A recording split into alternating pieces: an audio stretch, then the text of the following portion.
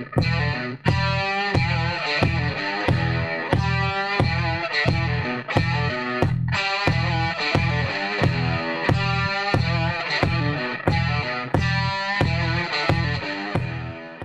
pessoal, meu nome é Rogério Pinto Ribeiro, eu sou engenheiro aeronáutico, formado pela UFMG e tenho uma experiência grande na área de manutenção e sistemas de aeronaves. Eu fui convidado pelo portal de engenharia para ministrar um curso exatamente nessa área. O que eu achei bastante aconselhável é que a gente, antes mesmo de entrar em manutenção e sistemas de aeronaves, oferecesse um curso introdutório ao assunto. Principalmente porque esse curso ele vai servir não só para manutenção e sistemas de aeronaves, mas qualquer profissional que venha atuar, que queira vir atuar na área de engenharia aeroespacial ou de engenharia aeronáutica, ele vai ser contemplado com esses conhecimentos básicos que a gente vai mostrar aqui, ok?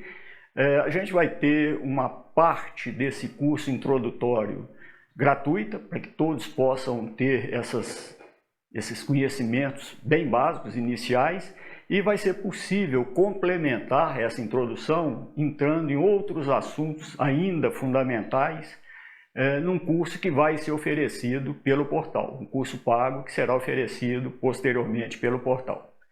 Bom, o primeiro assunto que a gente vai ver, então, em introdução à engenharia aeronáutica, vai ser uma breve história da aviação.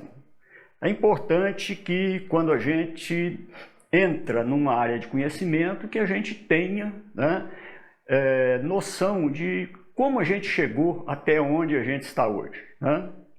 Como a indústria do transporte aéreo se desenvolveu, quem foram os pioneiros, quem foram as pessoas que permitiram que a gente chegasse até onde estamos, ok? Bom, vamos ver então uma breve história da aviação, só para que vocês possam se situar, né, nessa nova área de conhecimento em que vocês estão se iniciando. Vamos dar início então a esse assunto, né? Uma breve história da aviação. A primeira coisa que a gente vai ver são aquelas pessoas que realmente contribuíram para que a gente chegasse no nível de hoje.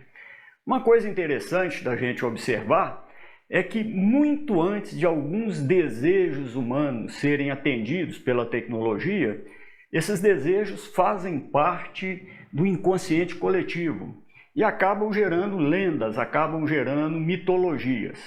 Um exemplo bastante interessante na área de aeronáutica é o exemplo da lenda, né, ou da mitologia grega de Dédalos e Ícaros, né?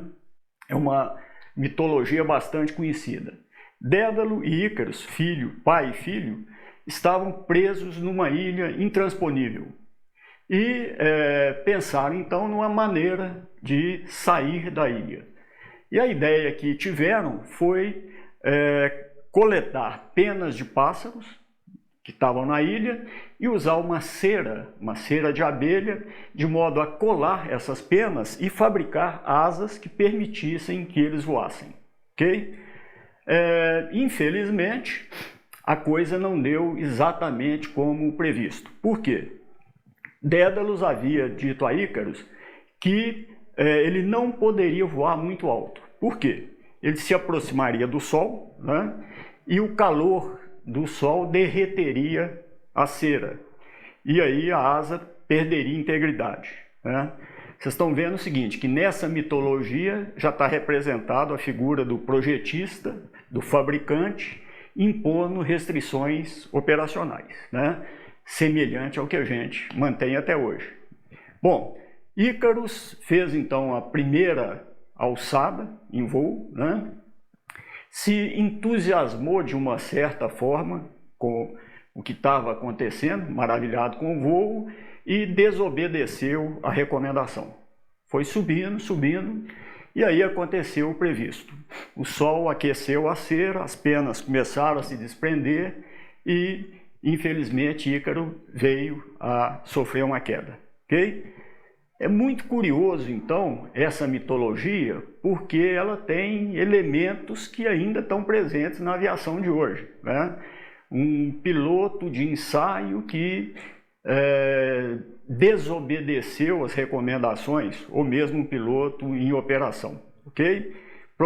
Então essa lenda, ela contempla tudo, até o primeiro acidente aeronáutico, né, está contemplado nela. Bom, não é uma exclusividade da cultura grega essa mitologia sobre voo, sobre aviação de modo geral, né? A gente tem lendas árabes do famoso tapete mágico, tapete voador, né? Tem o cavalo alado, tem um dragão alado.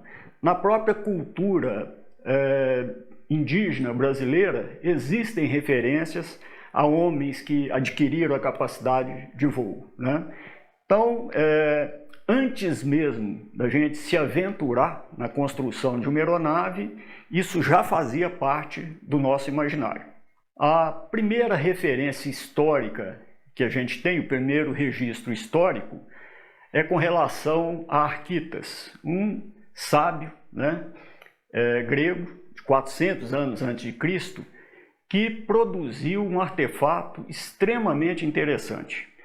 Na realidade, poderia parecer um brinquedo, mas era muito mais do que isso. Qual foi a ideia de Arquitas? Imitar o voo dos pássaros. Para isso, o que ele fez? Ele fez uma estrutura de madeira, essa madeira era uma madeira leve, provavelmente, né? Essa estrutura tinha o formato, né, de um pombo, talvez influenciado, né, pela figura do pombo, era chamado inclusive de pombo de Arquitas, né? E ele escavou o que seria essa fuselagem, que seria o corpo do pombo. Não há um registro preciso da construção, mas o que se supõe é que ele tenha colocado um invólucro no interior, né, nessa cavidade da fuselagem, do artefato dele, provavelmente com algum tecido orgânico, uma bexiga de um animal, alguma coisa provavelmente dessa natureza. E era colocado ar quente nesse invólucro, né?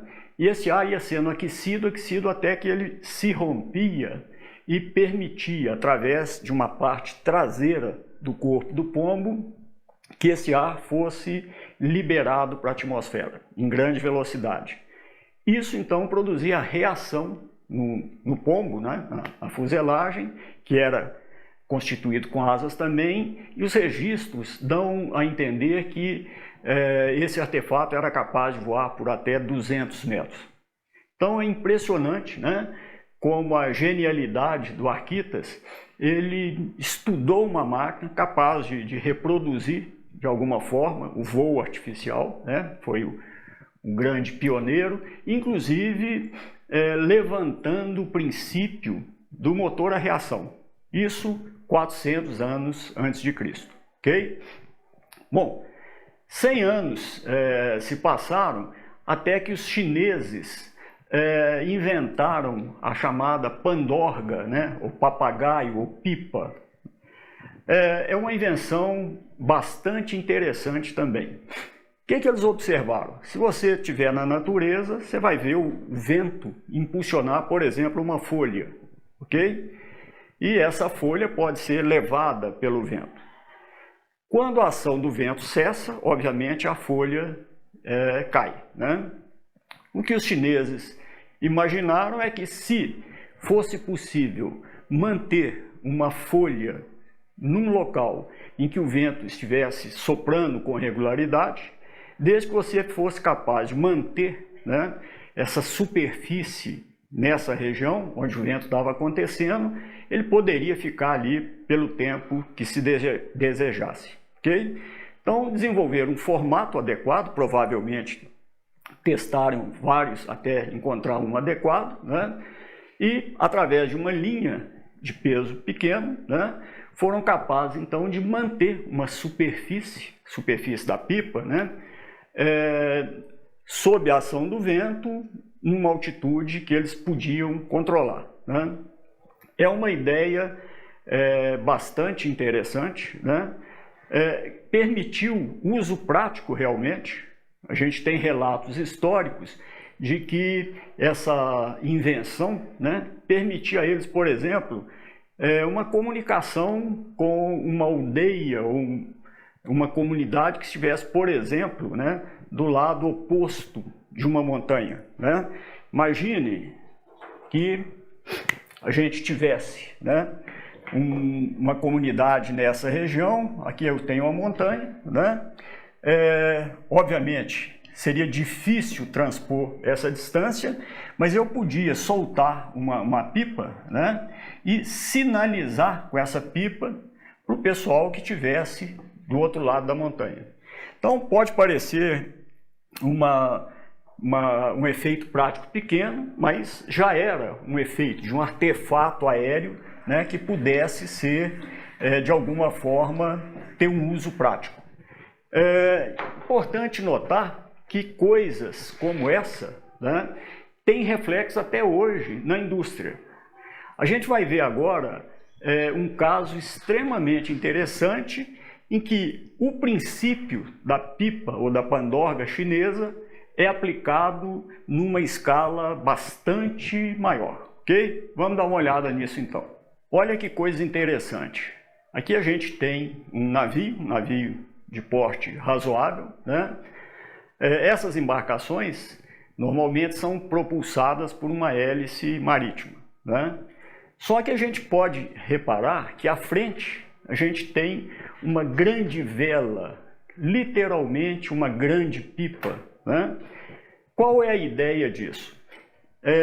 Os engenheiros notaram que em algumas rotas marítimas, né, coincidente com elas, existe um vento predominante, com uma intensidade razoável, né? E passaram então a projetar um sistema que fosse capaz de transferir parte dessa energia dos ventos para a propulsão do navio. A melhor forma de se fazer isso, encontrada, foi exatamente o uso de uma pipa, né? Literalmente uma pipa. Obviamente que com dimensões bastante grandes, né, mas capaz de propiciar uma economia de combustível razoável. Só para a gente ver alguns dados desse artefato, vamos dar uma olhada aqui, ó. Essa é uma firma chamada Sky Sails, baseada em Hamburgo, né, que fabrica então esses papagaios gigantes, né?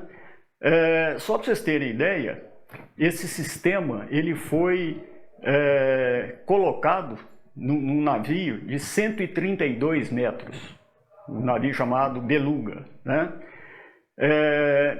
Esse é um navio com deslocamento entre 25 mil a 30 mil toneladas, ok?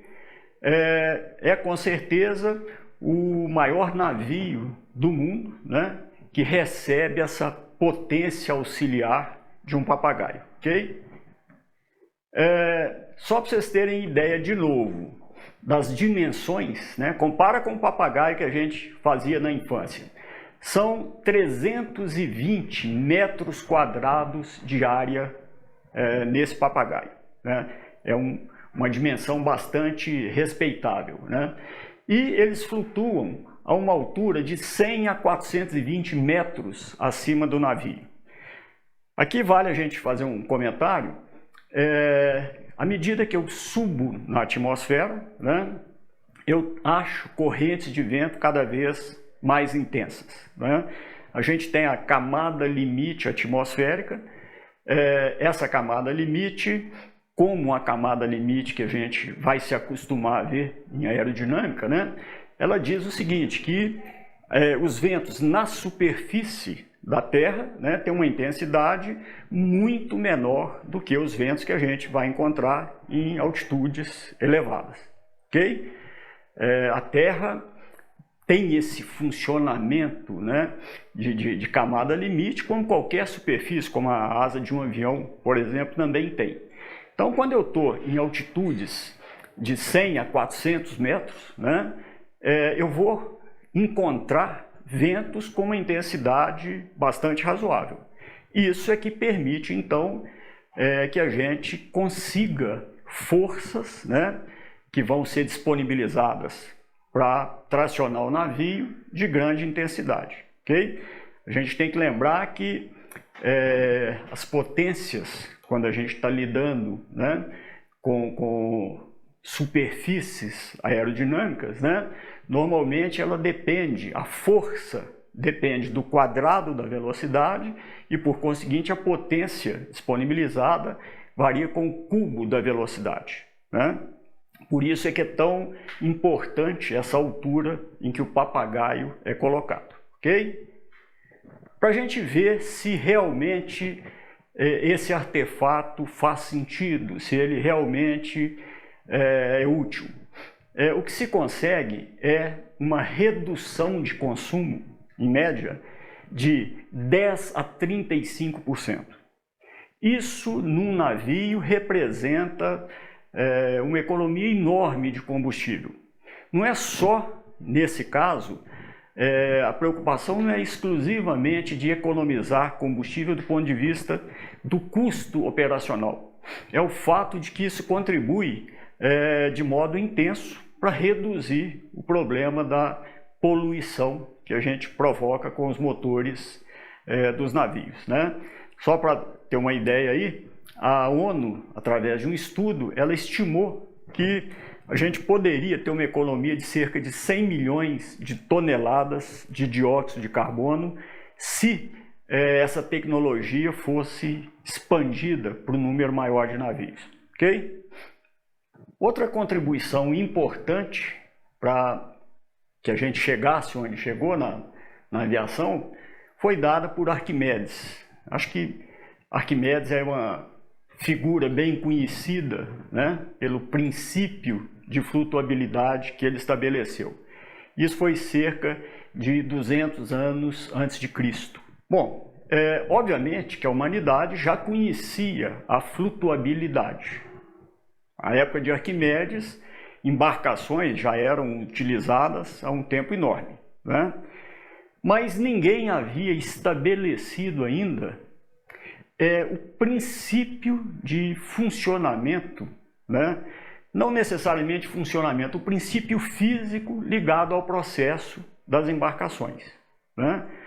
Por que que alguns materiais colocados na superfície da água flutuavam sobre a água e alguns submergiam, ok? Obviamente que até então o conhecimento era absolutamente empírico, né? Eu quero saber se alguma coisa flutua, coloco na água e observo, ok? Arquimedes foi o primeiro, pelo menos registrado na história, que sistematizou o que fisicamente significava flutuabilidade. O que ele observou? Ele observou que ao colocar um corpo em contato com um fluido, na superfície de um fluido, né, esse corpo penetraria no fluido e provocaria o deslocamento do fluido, para que ele pudesse ocupar o lugar anteriormente ocupado por fluido, ok? E qual foi a grande sacada de Arquimedes? Ele percebeu o seguinte: se o volume de fluido deslocado tivesse uma massa, ou um peso no caso, né, igual ao do corpo que havia produzido esse deslocamento, você teria uma flutuabilidade neutra.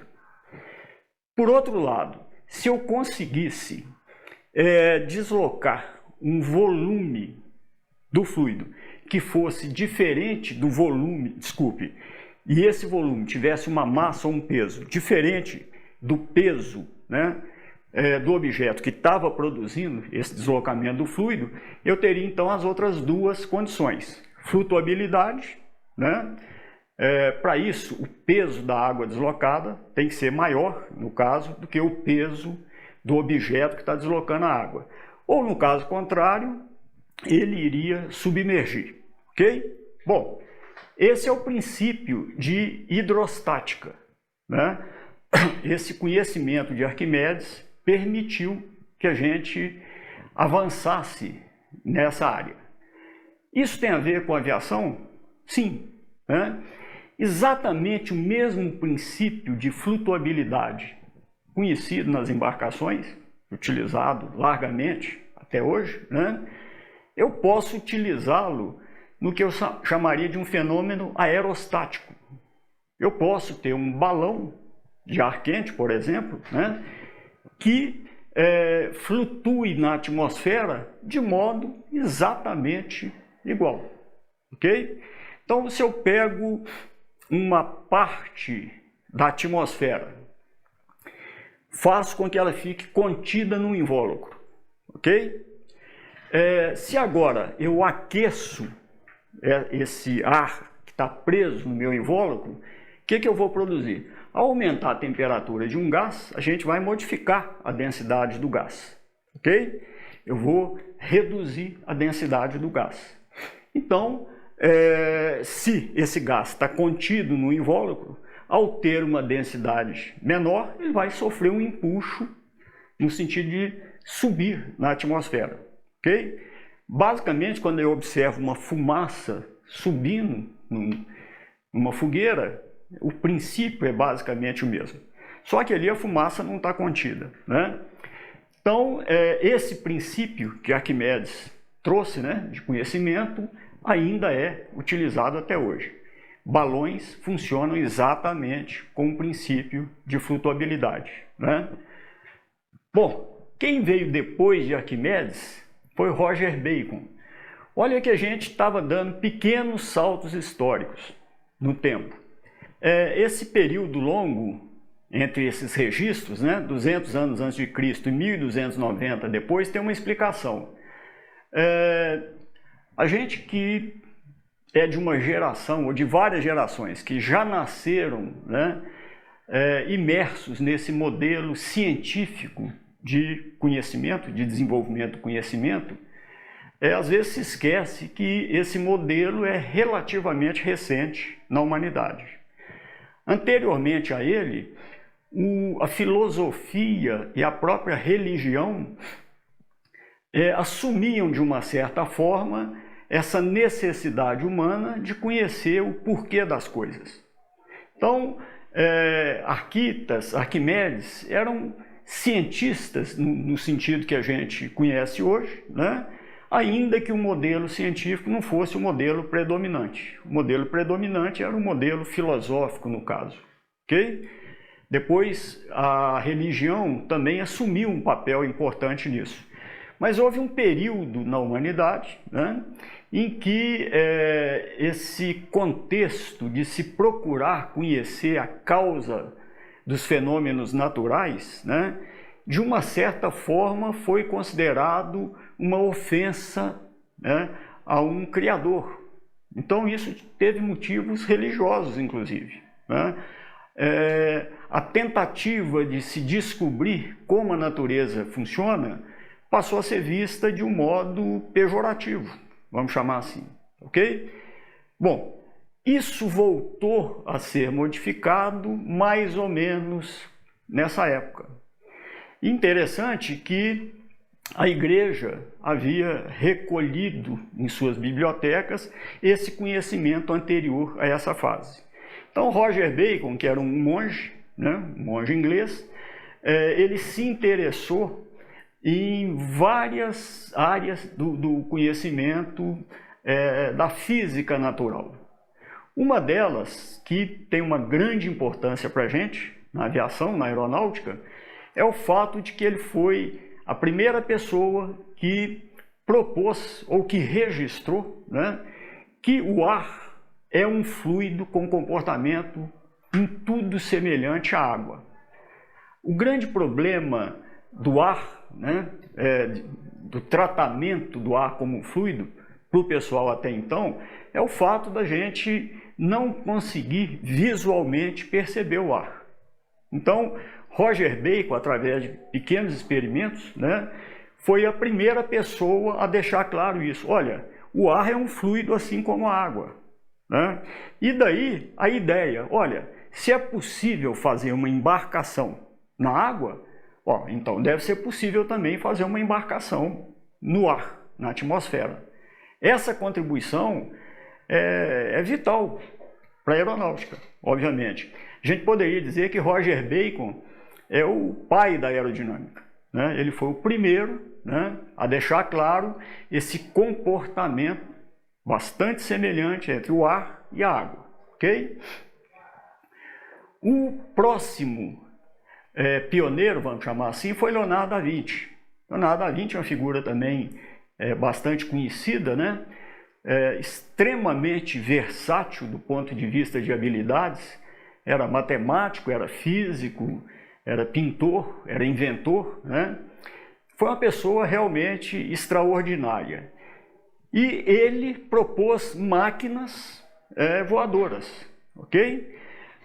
Obviamente, a tecnologia disponível na época de Leonardo da Vinci não permitiram que ele tornasse essas máquinas práticas, utilizáveis.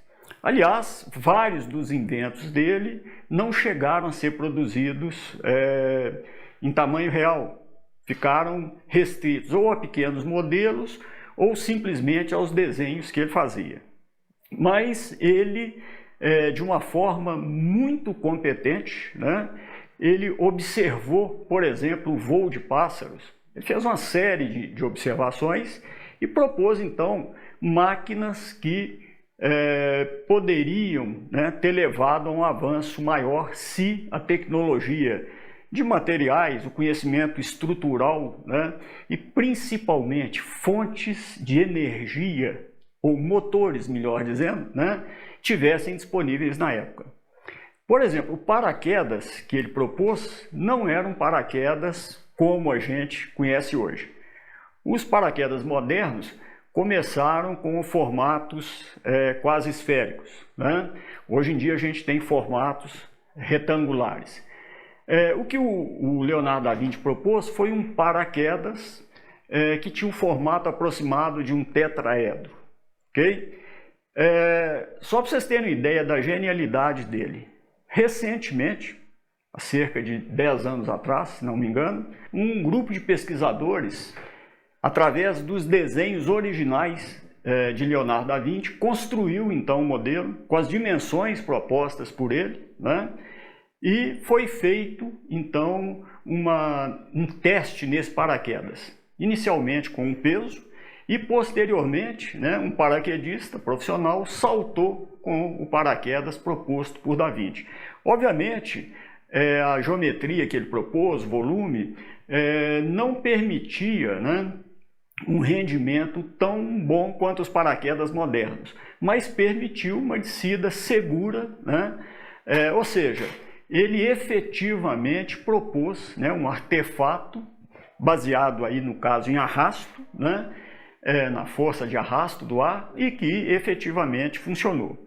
Vamos dar uma olhada agora em alguns desenhos, né, originais do Da Vinci para essas máquinas. Essa máquina é bastante interessante. Se a gente observar, a ideia de Da Vinci era fazer uma superfície espiralada. Essa superfície espiralada permitiria que essa máquina, vamos chamar assim, né, conseguisse literalmente se enroscar na atmosfera. Pode parecer uma ideia exótica demais, mas não é de todo infundada, né? Quando a gente observa uma hélice, o comportamento é razoavelmente semelhante, não do ponto de vista geométrico, mas do ponto de vista do fenômeno físico, né? Uma hélice, basicamente, ela se enrosca, ela se aparafusa no ar, né? Em última análise, a gente poderia dizer que a tração está sendo obtida dessa forma. Nós vamos ver que a explicação tem detalhes mais importantes do que isso. Só como curiosidade, enquanto os americanos chamam as hélices de propeller, né, os ingleses continuam usando a terminologia air-screw, literalmente parafuso de ar, né? Então era uma máquina bastante engenhosa proposta pelo Leonardo da Vinci. A outra máquina em que ele pensava em reproduzir, né, o voo de um pássaro, é como se ele tivesse tentando criar os planadores ou as asas delta como a gente vê hoje em dia. Então ele propôs um sistema em que a gente percebe a preocupação das nervuras, né, de modo a manter a geometria dessa asa que ele estava propondo, né? Alguns elementos estruturais, né, parece que já estavam presentes na ideia que ele teve para a máquina, no projeto inicial dele. Aqui a gente está vendo como ele reproduziria mecanicamente o que ele observava na asa de um pássaro, por exemplo, né? Como eu poderia fazer que essa superfície, né, tivesse o movimento desejado capaz de produzir a sustentação, a tração, literalmente, né? De novo aqui uma curiosidade. Só muito recentemente, alguns pesquisadores, falha a memória, os canadenses foram os primeiros a construir um protótipo que efetivamente funcionou. Recentemente, então, a gente conseguiu ter uma aeronave ortóptera, ou seja, com asas que se movimentavam, né, de modo a produzir tração que permitisse, inclusive, a decolagem. Então, ainda uma máquina de rendimento baixo, mas o princípio proposto, né, foi finalmente atendido. Hoje, com materiais modernos, com articulações de mancais de baixo atrito, toda essa tecnologia que nós temos hoje permitiu, né, que uma proposta muito antiga do Da Vinci se transformasse num artefato que efetivamente funciona. Depois de Leonardo da Vinci, os irmãos Montgolfier, na França, fizeram uma série de experimentos com balões. Só lembrando aqui, né, baseados em quê? Baseados no princípio de Arquimedes, ok? Baseados no que Roger Bacon havia estabelecido, de fluido, ar sendo um fluido como a água, né? E o princípio de flutuabilidade que o Arquimedes havia proposto. Eles construíram, então, balões de ar quente, né? Qual é a ideia do caso de um balão de ar quente? É o que a gente comentou no início, né? Eu posso fazer... a ideia do balão é uma ideia totalmente baseada, né, no princípio de Arquimedes, em princípio. Imagine que eu tenha a atmosfera, né? A atmosfera aqui, que eu tenha lá o ρ do ar, okay? A densidade do ar. Eu posso agora, isso é um fluido, ok? Eu posso agora fazer o seguinte, eu vou envolver uma parte desse ar, né? Se forem mantidas as mesmas condições da atmosfera que está circundando esse invólucro que eu estou criando, né? O ρ no interior desse balão, vamos chamar de ρ do balão, né? Do ar que está contido no balão, seria, por enquanto, igual o ρ do ar. Ok? Então, quando eu coloco esse invólucro, né, vamos fechar aqui o balão por enquanto, vamos fazer um balão esférico realmente, né? O peso que eu tenho de ar no interior do balão, tá claro? É igual ao peso do ar que foi deslocado pelo balão. Eu tenho aqui o volume da minha esfera, né? Se eu calcular, quando eu coloco essa esfera, obviamente eu estou desprezando aqui a espessura fina do recipiente, né? Da parede do recipiente que contém o ar. Então, teoricamente, essa esfera, né, preenchida com ar na mesma condição atmosférica geraria um empuxo neutro, ok? Mas eu posso agora, imagine que eu tenho aqui uma dada temperatura do ar, ok? Vamos imaginar lá 15 graus centígrados, um dia frio, né? O que eu posso fazer agora é o seguinte, eu posso colocar um sistema que permita o aquecimento do ar do balão. E posso usar um queimador a gás de modo a subir bastante a temperatura do gás. Obviamente, a minha limitação é que eu tenho que me limitar à temperatura resistida pelo invólucro. Nos materiais modernos, essa temperatura pode chegar ao máximo de 120 graus, ok? Então, no interior, eu posso manter uma temperatura de aproximadamente 120 graus, né? Esse ΔT, de 15 para 120, vai fazer com que haja uma drástica redução na densidade do ar no interior do balão, ok? Então, agora, o volume de ar deslocado na atmosfera, né, vai ter um peso maior do que o volume de ar contido no meu invólucro. Isso, então, vai gerar um empuxo para o meu balão, né? Então, desde que eu tenha lá uma cestazinha, né, eu posso transformar isso numa máquina útil. Foi exatamente isso que os irmãos Montgolfier propuseram. Então, aqui uma ilustração de época, né, do balão dos irmãos Montgolfier, né? Era um balão feito com seda, bastante leve, né? Uma fonte de calor para aquecer o ar e isso provocava, então, o empuxo. Isso foi, de uma certa forma, impactante, né, quando a população viu um artefato como esse. Uma curiosidade, antes dos irmãos Montgolfier conseguirem fazer um artefato com dimensões bastante grandes, capaz, inclusive, de gerar um empuxo que permitisse, posteriormente, a condução de um passageiro, eles não foram pioneiros no balão de ar quente em si. Curiosamente, foi o Frei Bartolomeu de Gusmão, né, um brasileiro, na época nossa colonial ainda, que cerca de 100 anos antes dos irmãos Montgolfier, apresentou o balão de ar quente na corte em Lisboa. Okay? Era um balão bem menor, né, em que ele só demonstrou o princípio físico do balão, mas a ideia original foi dele. Bom, outra contribuição importante, né, o inglês George Cayley, por volta de 1850, né, ele fez uso de uma tecnologia diferente.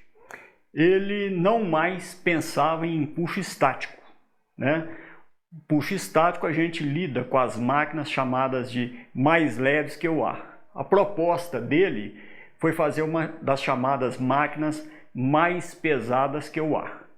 Bom, se a máquina é uma máquina mais pesada do que o ar, eu não posso depender de empuxo estático, ok?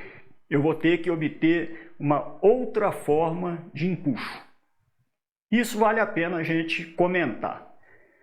Por exemplo, se eu falar com vocês que é possível, né, me manter na superfície da água em pé, descalço, né? Em princípio, assim, rapidamente, todo mundo vai imaginar que eu estou fazendo uma afirmação absurda. E ela é realmente absurda se eu pensar em empuxo estático. Obviamente que eu não vou me manter flutuando, né, quando eu coloco a superfície dos meus pés na água, tento me manter em pé. A minha densidade é maior do que a da água, ok? Eu vou submergir. Mas é possível me manter sobre a água usando a superfície dos pés? Sim, né? Só que agora eu não vou depender exclusivamente do empuxo estático, porque ele é insuficiente para a minha flutuabilidade, vamos chamar assim. Mas se agora eu me deslocar sobre a água, apoiado nos pés, né, de jeito que eu crie ângulos com os meus pés, em como eles vão tocar na água, e com uma velocidade suficiente, né, eu vou perceber que é possível me manter, sim, flutuando, entre aspas, sobre a água, apoiado só na superfície dos pés. Aliás, eu estou falando eu não. Teria que ser um profissional, um atleta profissional de esqui, né, que conseguem fazer o esqui descalço, sem a presença do esqui. Ok?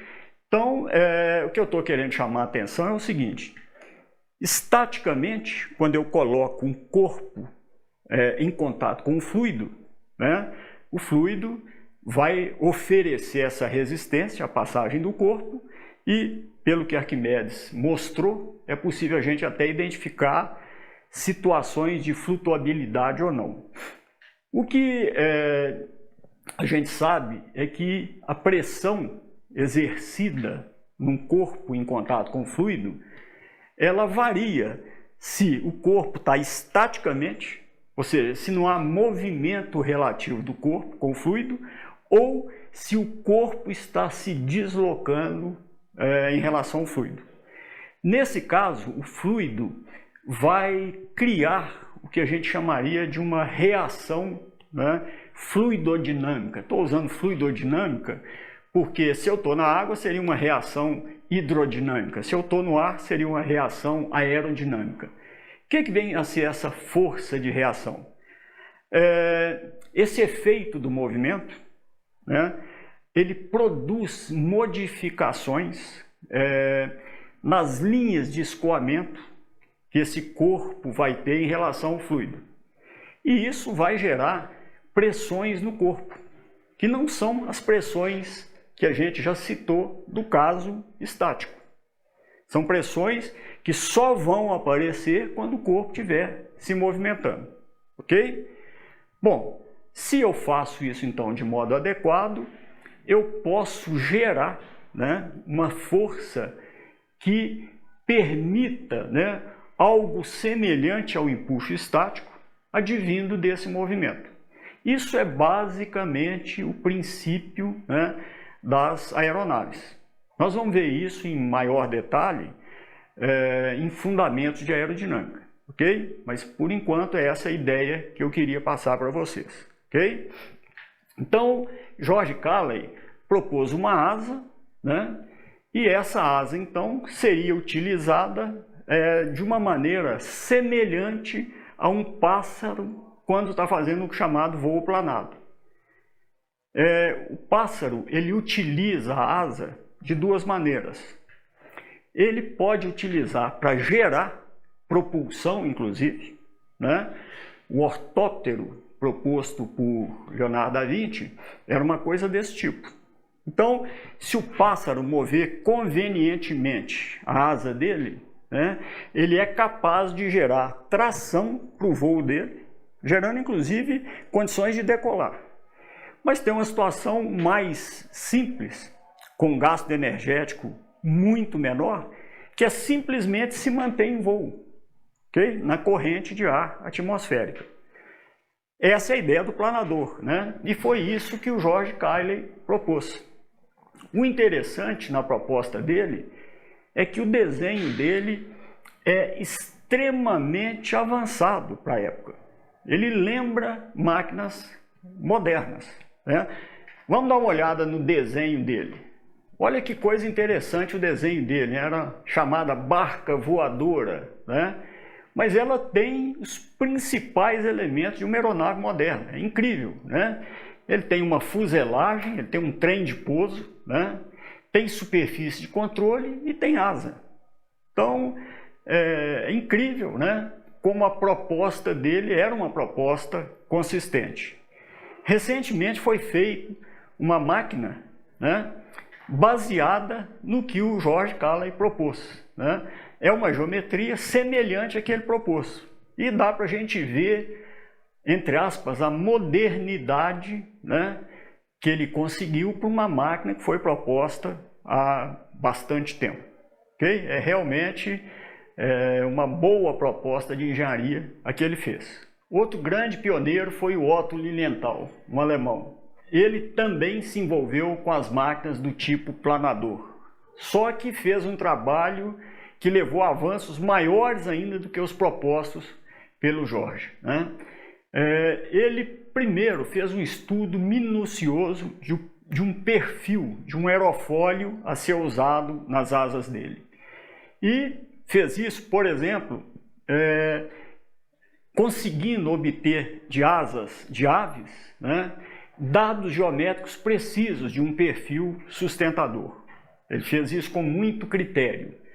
Uma coisa interessante no Otto Lilienthal é que ele foi bastante influenciado pela escola alemã de engenharia da época, que era uma escola muito experimentalista, né, com resultados muito bons. Então, por exemplo, obviamente, nessa época não havia ainda os túneis de vento, né?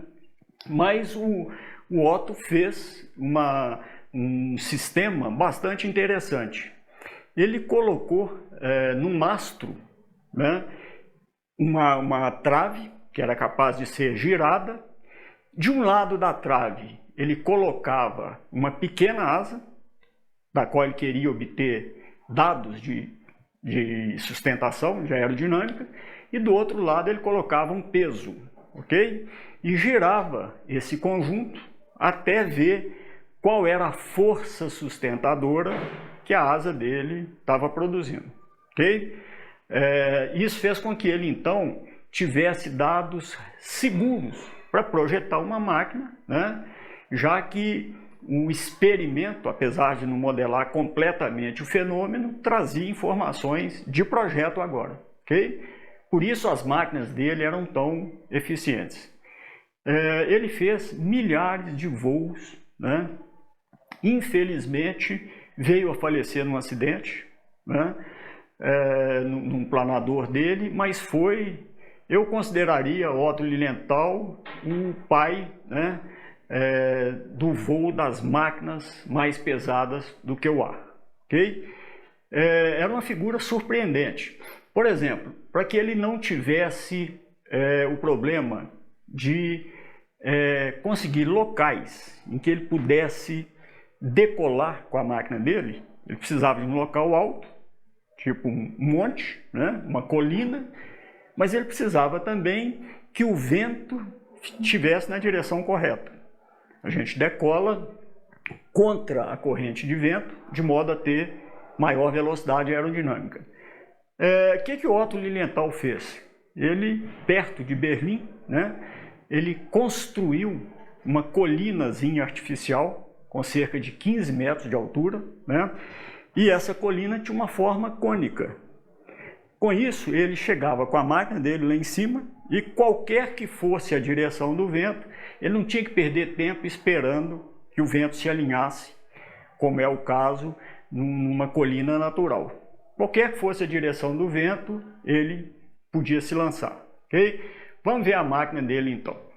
Olha, esse desenho mostra, né, a precisão, né, o critério que o Otto Lilienthal utilizou, né, para conseguir entender a geometria de um perfil, né? Vocês observam o seguinte, que ele faz nos desenhos dele referências a ângulos em que o ar, né, passa pelas asas em relação à geometria do perfil. São desenhos fantásticos, né, de alguém que realmente sabia exatamente o que era necessário para o voo, né? É surpreendente observar, né, como ele era atento a todos os detalhes, né, do voo. Aparentemente se trata de uma cegonha, né, uma ave parecida. A gente vê no voo, né, a posição que ela assume para reduzir o arrasto, o trem de pouso, entre aspas, as patas, né, bem esticadas para trás, o bico na posição correta.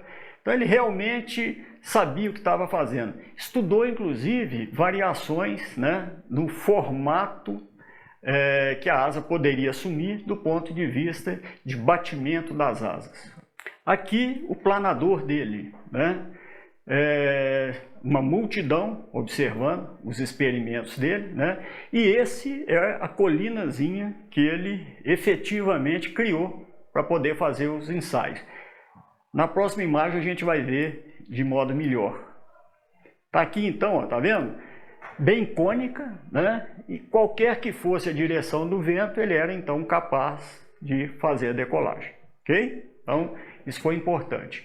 Ele chegou inclusive a testar uma máquina biplana. Os primeiros voos foram sempre em máquinas monoplanas. Outro pioneiro foi o americano Samuel Langley, importantíssimo também para o desenvolvimento da ciência aeronáutica. Langley era um professor universitário, né, e pesquisou bastante na área de aeronaves mais pesadas do que o ar. Só que agora, diferentemente das iniciativas anteriores, do Otto e do George, né, Langley propôs uma máquina que fosse capaz de gerar, né, a translação dela na atmosfera. Okay? Então ele propôs uma máquina motorizada. E ele conseguiu, em 1896, produzir uma máquina não pilotada, ok?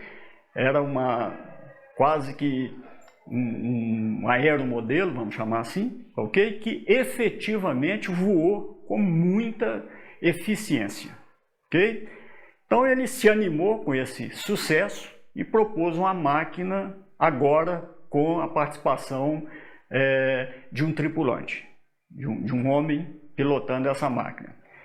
Infelizmente, ele não teve sucesso nessa segunda etapa da pesquisa dele, ok? Ele se cercou de vários cuidados, né? Era realmente uma pessoa criteriosa, e ele resolveu fazer o experimento inicial através, a decolagem, né, da máquina dele seria através do lançamento em um barco no rio. Por quê? Se houvesse qualquer insucesso, né, uma queda na água aumentaria as chances de sobrevivência do piloto, ok?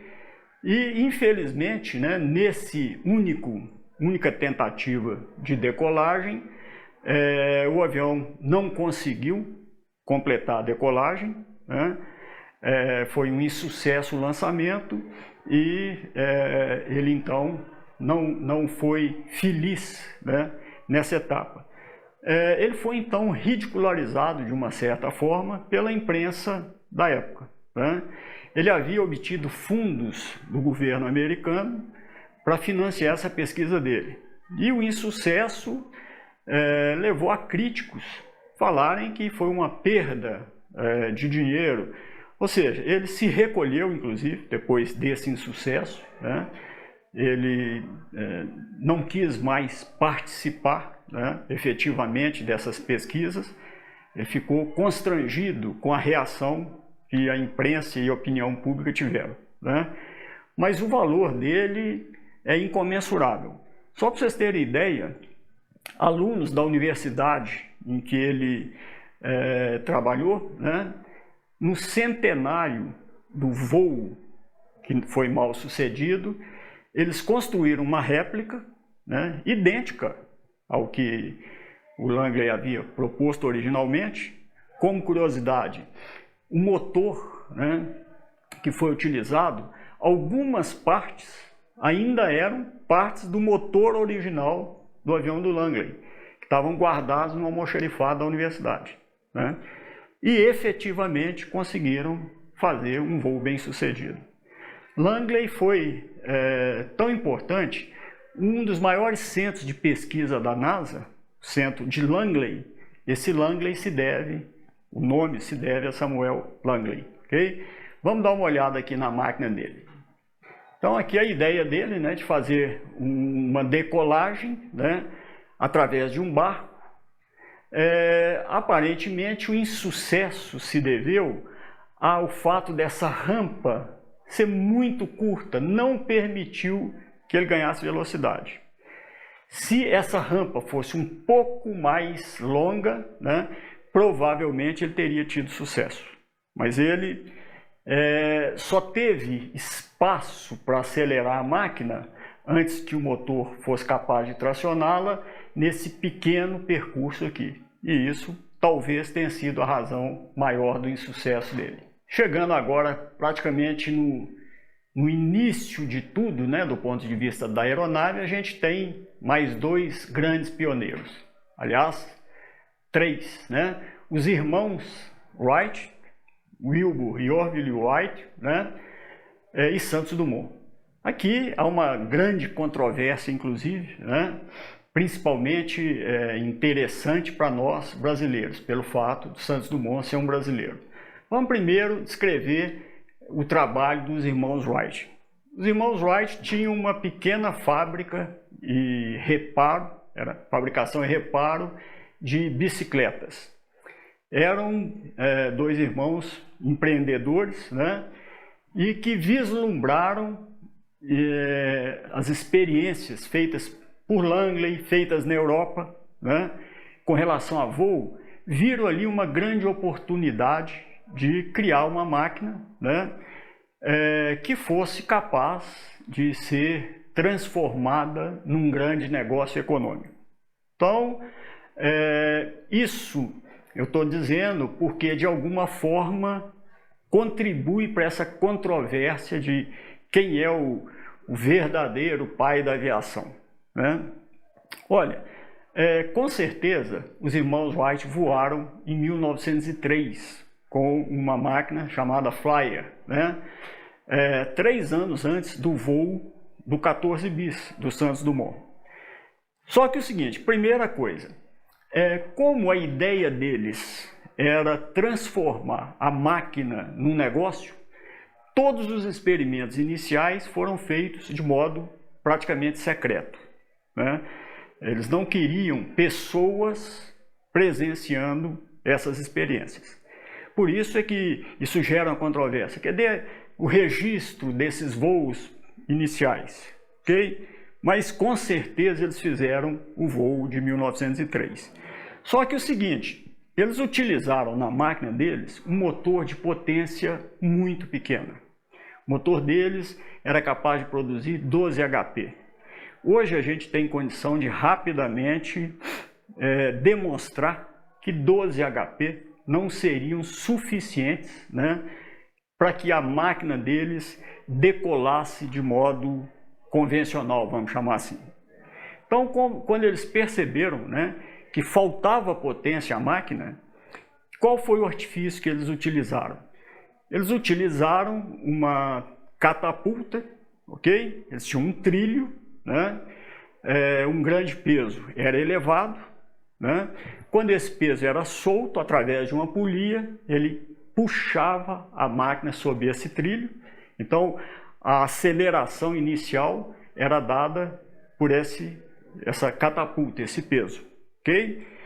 Além disso, os voos só eram possíveis se houvesse um vento intenso, de intensidade grande, né, soprando na direção da decolagem. Com isso, então, eles conseguiram fazer essa decolagem em 1903. Né? Santos Dumont não. Santos Dumont criou uma máquina, né, em que, principalmente, ele com a genialidade de engenharia dele, né, Santos Dumont não era um engenheiro formal, ele não havia obtido um título acadêmico de engenharia, mas ele havia se formado com os melhores professores que ele encontrou na França, onde ele fez o trabalho dele, né? Ele era um cidadão de posses, né? A família dava um grande suporte financeiro a esse sonho dele de voar. Ele contratou professores particulares nas melhores escolas da época, né? E tinha uma formação boa em engenharia, ok? Bom, ele foi capaz de desenvolver muito o motor para a máquina dele, né? Ele conseguiu quase quadruplicar a potência que os irmãos Wright usaram. Os irmãos Wright usaram 12 HP, estima-se que o motor do 14 bis estivesse perto de 50, ok? Isso permitiu a ele efetivamente fazer o voo de modo absolutamente autopropulsado. Então, não havia catapulta, não havia necessidade de esperar um vento. E ele convocou o Aeroclube de Paris. É interessante, já havia um aeroclube, por quê? Porque havia um número grande de balões. Santos Dumont, inclusive, foi um grande precursor dos dirigíveis e balões, ok? Até que ele começou a mexer com o mais pesado do que o ar. Ele convocou o aeroclube e a população parisiense que acompanhava os experimentos dele com balões, com dirigíveis, acolheu em massa esse convite. Então a gente tem registros fotográficos bem feitos, né, desse primeiro voo, ok? Bom, uma questão que volta e meia alguns alunos sempre comentam comigo é com relação a essa controvérsia, né, que é de muito interesse para nós brasileiros. Afinal de contas, foram os irmãos Wright, os pais da aviação, ou Santos Dumont?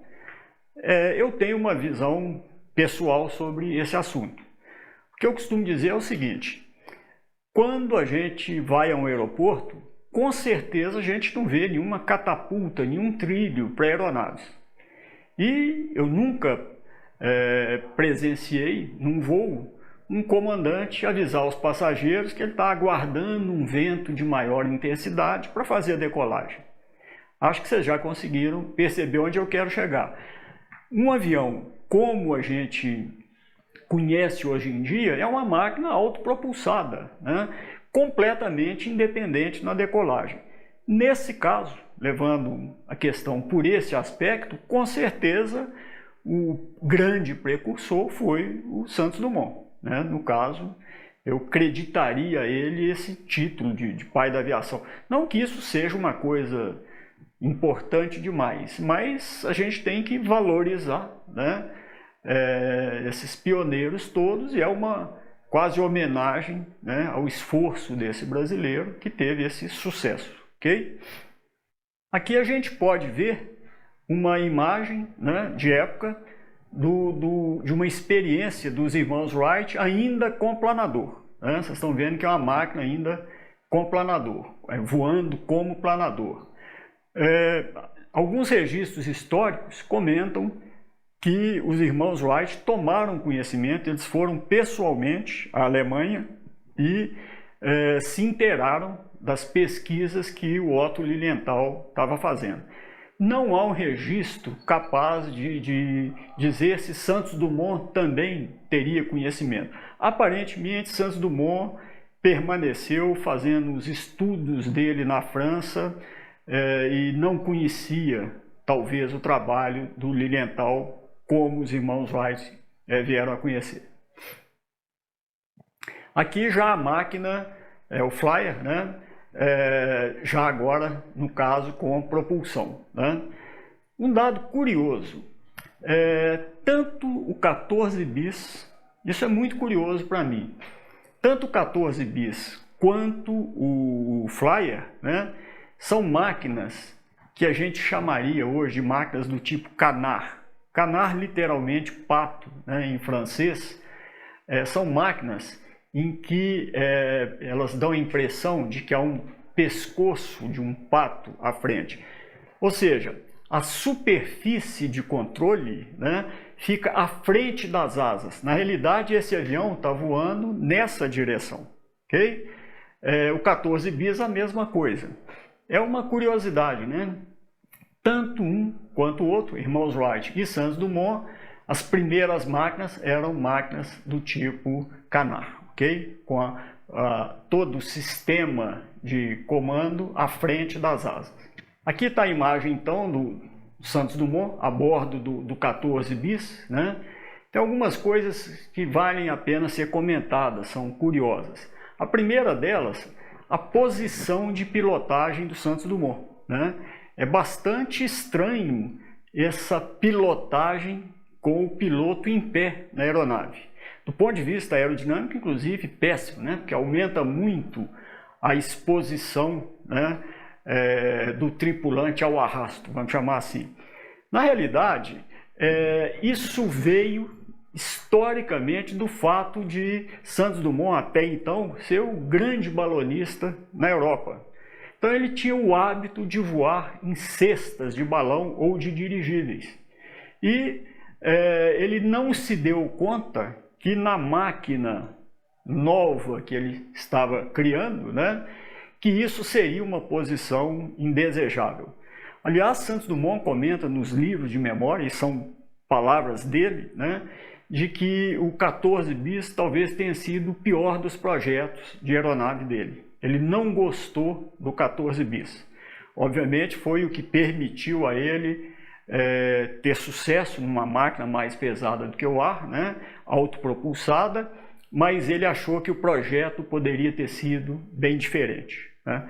Tanto é que depois do 14 bis, ele lançou o Demoiselle, esse sim uma máquina absolutamente espetacular, ok? Aqui o voo do 14 bis, né? É possível perceber, né? A população, parte da população de Paris e os membros do Aeroclube de Paris, né? Presenciando a decolagem do Santos Dumont, ok? No 14 bis é possível observar, né, que também as superfícies de comando estão à frente das asas, ou seja, de novo uma configuração canar. E esse voo em pé realmente era uma coisa que dificultava inclusive a pilotagem. Santos Dumont descreve o seguinte, que ele usava uma das mãos para controlar a arfagem do 14 bis, atitude de nariz, subida e descida.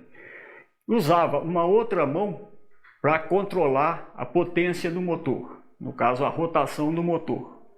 Mas ele precisava de um controle mínimo de rolamento. Isso era obtido, né, através de torção na asa.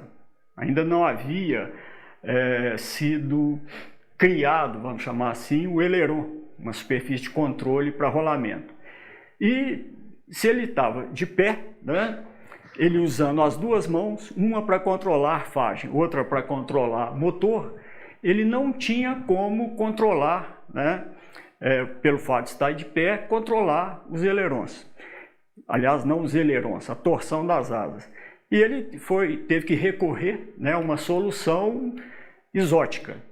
Ele passou cabos, né, que faziam o movimento torsional das asas, esses cabos vinham até a cesta de comando, né, e ele vestia então uma jaqueta de couro, uma jaqueta robusta, né, com argolas que foram convenientemente presas, ok?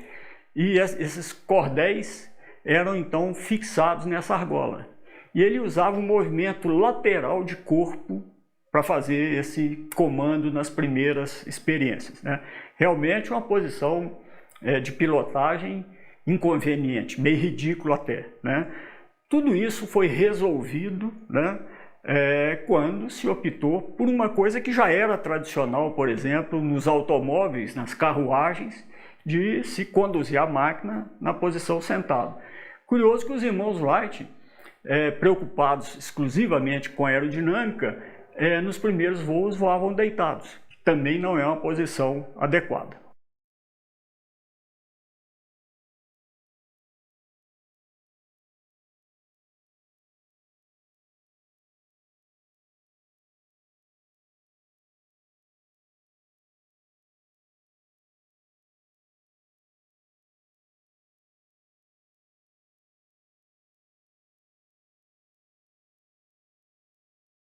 Essa máquina é fantástica. Esse é o Demoiselle, né? Se tornou um meio de transporte pessoal do Santos Dumont, né? Santos Dumont visitava os amigos, né, em castelos nos arredores de Paris, né, e pousava e decolava dos gramados com essa máquina absolutamente moderna, vamos chamar assim, ok? Foi um avanço espetacular, né? Um fato curioso, Santos Dumont, pelo fato de ter recursos financeiros grandes, né, à disposição dele, ele não tinha uma preocupação de criar um negócio com a aviação, né?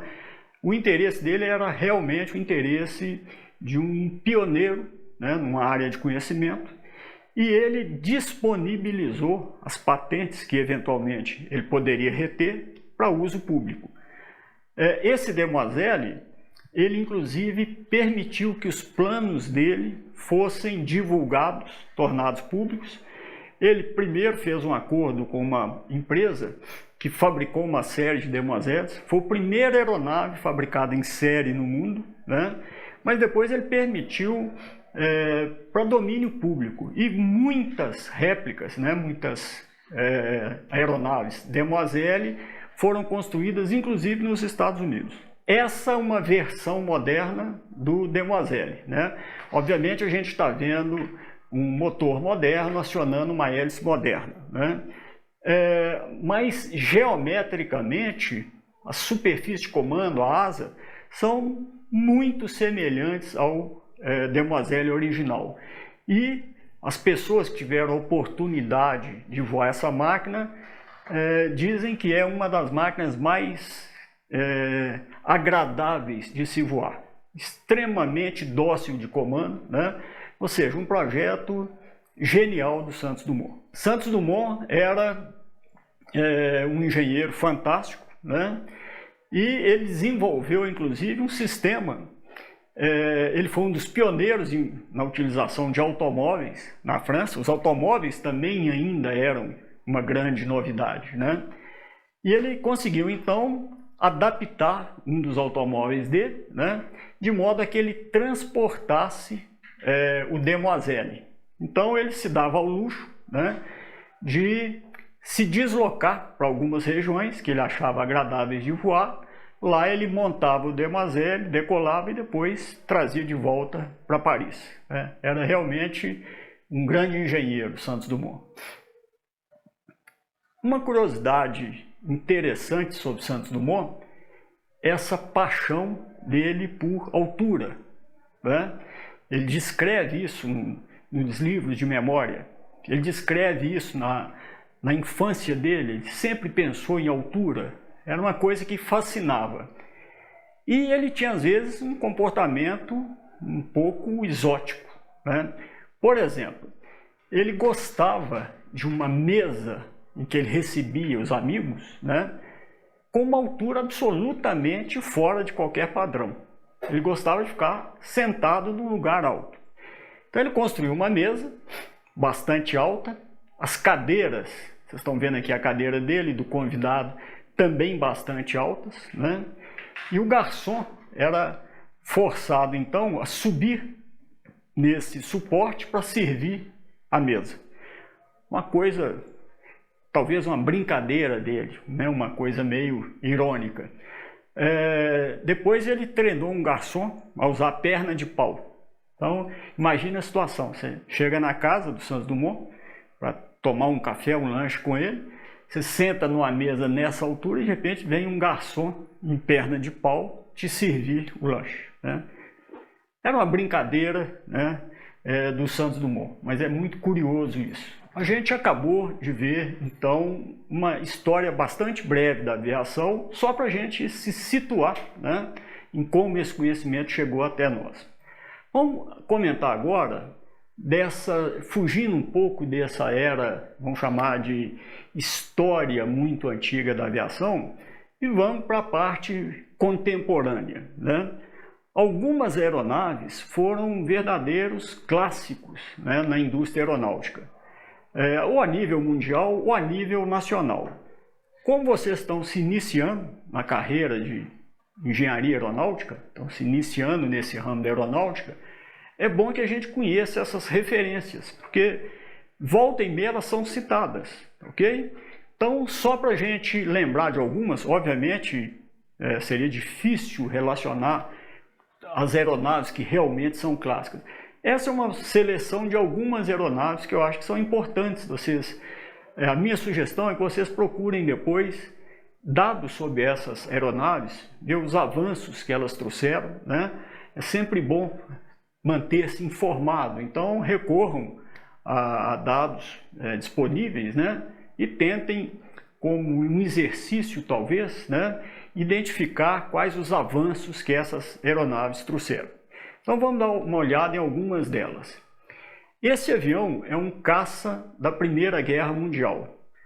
É curioso notar que a aviação ela exige investimentos em escala muito grande no desenvolvimento. Aviões são máquinas caras, ok?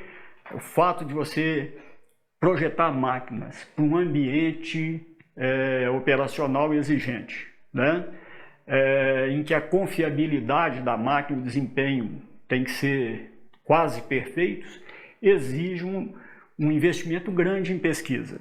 Estou dizendo isso para falar o seguinte, que as guerras, tanto a Primeira Guerra Mundial, a Segunda Guerra Mundial, Guerra da Coreia, Guerra do Vietnã, recentemente, Guerra do Golfo. Todas as guerras, apesar da tragédia humana que elas produzem, né, elas têm como único benefício, eu poderia chamar assim, do ponto de vista da aeronáutica, um impulso muito grande no desenvolvimento de aeronaves. Okay? Então, por exemplo, esse avião é um Sopwith Camel, né? É um caça biplano inglês, foi o melhor caça inglês na Primeira Guerra Mundial. Era um avião temido pelos adversários, no caso, os alemães. Okay? Esse avião é emblemático, né? Esse é o Fokker triplano, né? São 3 conjuntos de asa, né? Do famoso Barão Vermelho, o Barão von Richthofen, né? Outra curiosidade interessante aqui. Hoje em dia, quando os aviões militares são projetados, uma das preocupações do fabricante, do projetista, é que ele seja minimamente visível para os adversários, para que eles não sejam abatidos. Okay? Isso pode ser feito de um modo relativamente simples, que é uma pintura camuflada, okay? Utilizada ainda. E a gente hoje chegou a extremos nessa camuflagem, entre aspas. A gente está criando aeronaves que são invisíveis também ao radar, a chamada aviação stealth, né? Bom, na Primeira Guerra Mundial, a coisa ainda não era dessa natureza. Os pilotos de caça eram verdadeiros cavaleiros, né?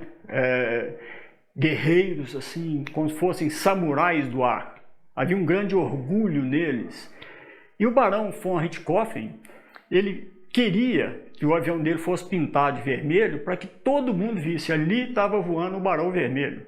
Ou seja, em vez de passar despercebido dos inimigos, ele fazia questão de que os inimigos falassem, olha, eu vou entrar em combate com o Barão Vermelho, né?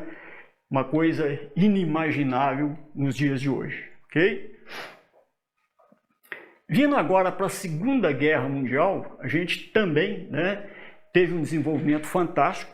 Só para vocês terem ideia, até a Guerra Napoleônica, qual era a velocidade de deslocamento de uma tropa? Era a velocidade do cavalo, que era utilizado no transporte militar, né? Na Primeira Guerra Mundial, ao final dela, os aviões já chegavam a 200 km por hora. Okay? Quando a Segunda Guerra Mundial teve início, em 1939, a gente já tinha máquinas que atingiam 550, 600 km por hora. No final dela, os aviões a jato já conseguiam operar. Okay? Bom, essa aeronave é um Spitfire, né, um caça inglês da Segunda Guerra Mundial, talvez o avião mais conhecido inglês desse período, né? Tinha uma asa elíptica muito característica e tinha um desempenho espetacular. Ele é muito retratado, né, em filmes sobre a Segunda Guerra Mundial. É considerado uma máquina de guerra, né, que em grande parte permitiu que a Alemanha não fosse derrotada na campanha que os alemães vinham fazendo na Europa, né? Na Batalha da Inglaterra, ele e um outro avião inglês chamado Hurricane foram responsáveis por manter esse controle do espaço aéreo inglês, da ilha, no caso. Okay? Esse foi o grande oponente do Spitfire. Esse era o Messerschmitt 109, né? Era o caça alemão por excelência, o caça da Luftwaffe, né? Tinha um desempenho semelhante ao desempenho do Spitfire, né? E a maioria dos ases alemães, né, começaram a carreira de combate aéreo utilizando o Messerschmitt 109, né? De novo, uma máquina espetacular, né? São aviões da década de 40, e que tinha um desempenho até hoje surpreendente. Okay? Os americanos demoraram um pouco a atingir esse mesmo nível dos aviões europeus no início do conflito.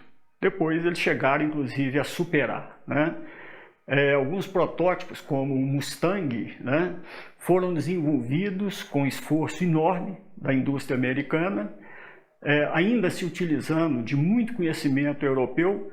Por exemplo, o motor Rolls-Royce Merlin, motor V12, que equipava o Spitfire, um motor fantástico, né? Ele foi produzido por uma firma americana, a PACCAR, né, e equipou aviões americanos, apesar que os americanos também tinham os motores deles. Esse outro caça da Segunda Guerra Mundial de interesse para nós brasileiros. É o caça P-47 Thunderbolt, né? Por que ele é de interesse? O grupo de caça brasileiro que se envolveu no conflito na Itália, né, utilizou esse tipo de aeronave. O Brasil teve uma pequena participação do ponto de vista de força aérea, né? Foram enviados cerca de 50 pilotos de combate para a região da Itália na época, e eles voavam o P-47, um avião americano, né, bastante robusto. Esse é outro avião fantástico. Realmente é uma máquina, é um clássico que merece ser bem estudado, vamos chamar assim. No esforço de guerra, tanto do lado aliado quanto do lado do eixo, os aviões foram produzidos numa escala que nunca mais se repetiu e provavelmente não se repetirá, né? Alguns modelos de aeronaves tiveram 15 mil unidades produzidas num período de 4 anos. É inimaginável pensar num esforço industrial como esse hoje, ok? Bom, isso levou a um problema sério, a falta de material, né, para manter essa cadência de produção tão elevada. Basicamente, os aviões eram aviões metálicos e produzidos com alumínio. E mais para o final da guerra, o alumínio começou a ficar escasso. Chegou a haver campanhas, né, durante a Segunda Guerra Mundial, em que a população se desfazia de artefatos de alumínio, sobretudo panelas, e elas eram doadas ao governo para o esforço de guerra. Pra vocês terem ideia de como a escassez estava preocupando, né, os fabricantes da aviação militar. E os engenheiros de uma firma chamada de Havilland, né, projetaram e fabricaram um protótipo, todo em madeira, toda a estrutura de asa, fuselagem, empenagens, completamente fabricados em madeira, né, e que tinham um desempenho fantástico. Por exemplo, ele era tão veloz quanto os caças. Ele era um caça-bombardeiro médio, né? Muita gente pode pensar, mas um avião em madeira não seria vulnerável? Obviamente, quando você sofre o ataque de uma metralhadora inimiga, o fato de usar madeira ou alumínio não significa muita diferença em termos de sobrevivência. Mas era um avião absolutamente fantástico, com um desempenho extraordinário. Vale a pena ler sobre ele, ok? Bom, esse é o DC-3, né? DC-3 é uma aeronave fabricada pela Douglas. Era um projeto de um avião comercial ultramoderno, no finalzinho da década de 30, que seria empregado na aviação comercial. Com a entrada dos americanos no conflito da Segunda Guerra Mundial, ele foi transformado num transporte militar, ok? E serviu em missões variadas, transporte de tropas convencionais, transporte de paraquedistas, transporte de equipamentos, né? Foi produzido num número enorme, ok? E ao final do conflito, ao final da Segunda Guerra Mundial, existiam centenas dessas aeronaves, o Douglas DC-3, né? Além do mais, havia um número enorme de pilotos treinados nesse avião, né? Isso tornou essa aeronave aquela que, logo após o conflito mundial, foi amplamente utilizada no que se iniciou como uma rede de transporte aéreo em todo o mundo. Eram aeronaves baratas, havia peça de reposição à vontade, né? Havia pilotos treinados em número suficiente e ela deu início ao grande impulso da aviação comercial, ok? Então, DC-3 é um clássico, né? É uma máquina espetacular para a época e até hoje alguns continuam em voo. Esse foi o primeiro caça a jato operacional na Segunda Guerra Mundial. Na verdade, era um caça-bombardeio, né? É o Messerschmitt Me-262. Ele usava motores a reação Juno, né? E o desempenho dele, perto dos aviões a pistão, era extremamente superior, né? Isso trouxe uma grande preocupação aos aliados que não tinham, no início, né, como se opor a uma máquina com esse desempenho. Mas, para o final, os ingleses também conseguiram fazer o jato inglês. Não houve nenhum combate entre os jatos alemães, o Me-262, e os jatos ingleses, mas houve vários combates dele com aviões a pistão, e ele sempre se saiu muito bem. Esse é um caça americano, logo no pós-guerra, né? É um caça fabricado pela North American e que foi o primeiro caça operacional da Força Aérea Americana de sucesso, ok? Então ele foi empregado na Guerra da Coreia. Guerra da Coreia, no início, ainda havia um grande número de aviões com motor a pistão, mas a presença dos caças já estava iniciada. Esse foi o último grande avião de transporte com motores a pistão. Essa aeronave é o Constellation da Lockheed, né? Ele chegou a ser usado na guerra como transporte também, né? Mas ele foi desenvolvido, em princípio, para ser um avião comercial de ponta, né? Tinha um desempenho fantástico comparado aos outros aviões a pistão. Depois dele, a aviação comercial fez a transição para os aviões a reação, tendo início com os turbo-hélices, né, que tinham motores muito mais potentes, com peso menor e maior simplicidade, e isso definiu o final da era dos aviões a pistão de grande porte na aviação comercial, né?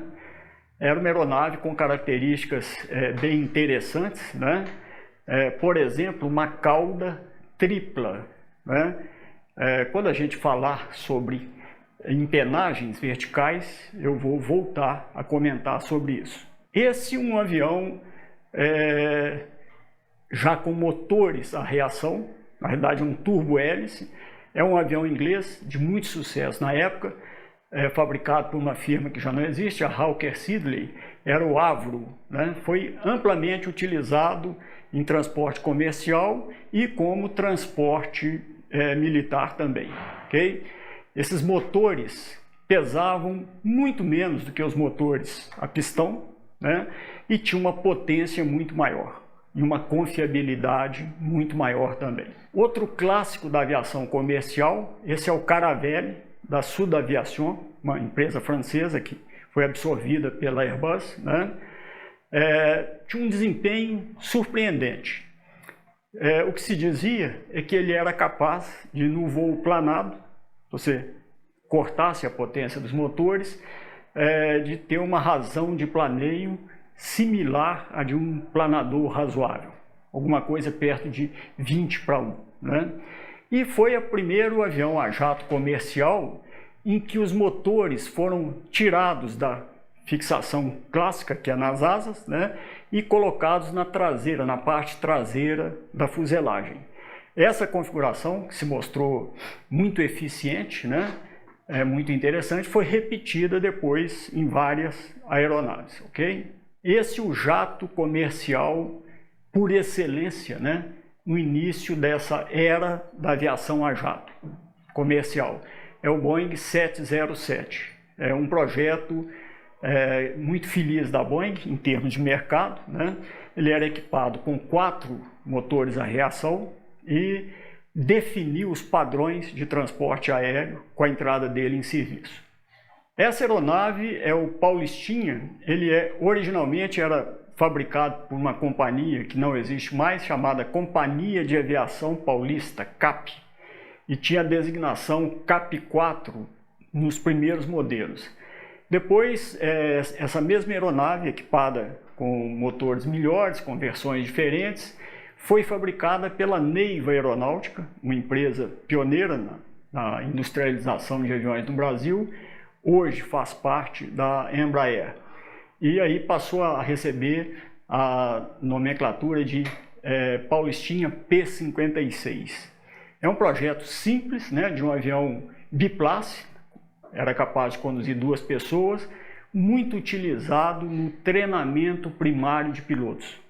Uma aeronave que continua voando até hoje. Um avião absolutamente seguro, confiável, né, uma máquina, obviamente, com desempenho já superado pelos aviões modernos, mas uma máquina, um clássico da aviação brasileira.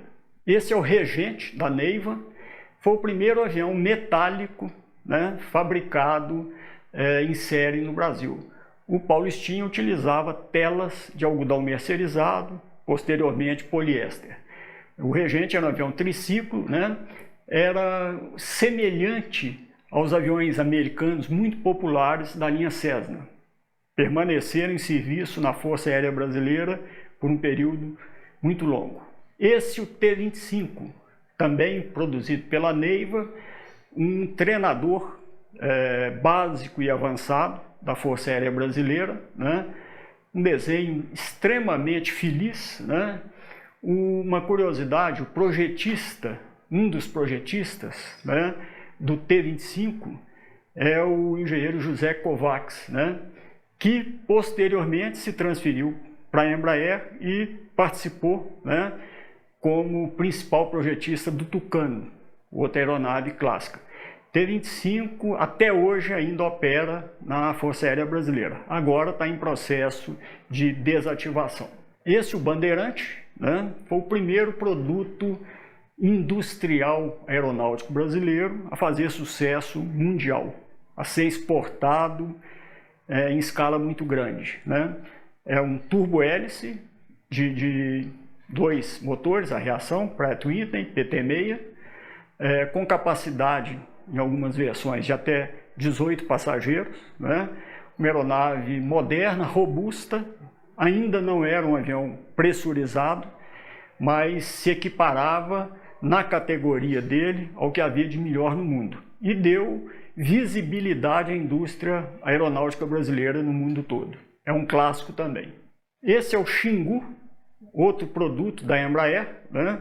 De novo um bimotor turbo-hélice, com a vantagem agora de ser uma máquina pressurizada.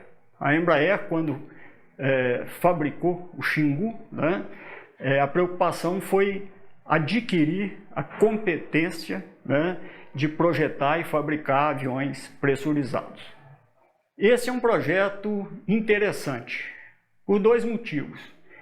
Tecnicamente, muito avançado, mas é um grande exemplo para a engenharia. Por quê? Esse avião, em princípio, substituiria o Bandeirante, ok? Interessante notar que ele não tem a sigla EMB, típica dos aviões da Embraer, né? Esse é o CBA-123. O Xingu era o EMB-121, o Bandeirante era o EMB-110. Por que CBA? Era Consórcio Brasil-Argentina. Foi uma tentativa de que a indústria brasileira, no caso a Embraer, se associasse aos argentinos, à indústria argentina, na fabricação de uma aeronave que substituísse o Bandeirante, né? E que tecnicamente seria muito avançada, e realmente era. Por exemplo, ela tinha motores colocados na parte traseira da fuselagem, com as hélices na posição não muito convencional. Em vez de hélices tratoras, né, eram hélices que empurravam, vamos chamar assim, a aeronave. Okay? Do ponto de vista técnico, foi um projeto bem sucedido, mas era uma aeronave que não atendia o mercado. Por quê? A capacidade de passageiros não aumentou substancialmente, né? E o custo desse avião seria inviável para os operadores. Okay? Então, só mostrando o seguinte, que um projeto de engenharia competente não significa desempenho melhorado. O custo é fundamental em qualquer projeto de engenharia. Se você faz um avião, né, extremamente eficiente, mas que tem um custo completamente fora da realidade do mercado, você vai ter um insucesso de engenharia. A gente tem que estar sempre focado nisso, ok? Esse é o outro turbo-hélice brasileiro, esse também de enorme sucesso, é o Brasília, né?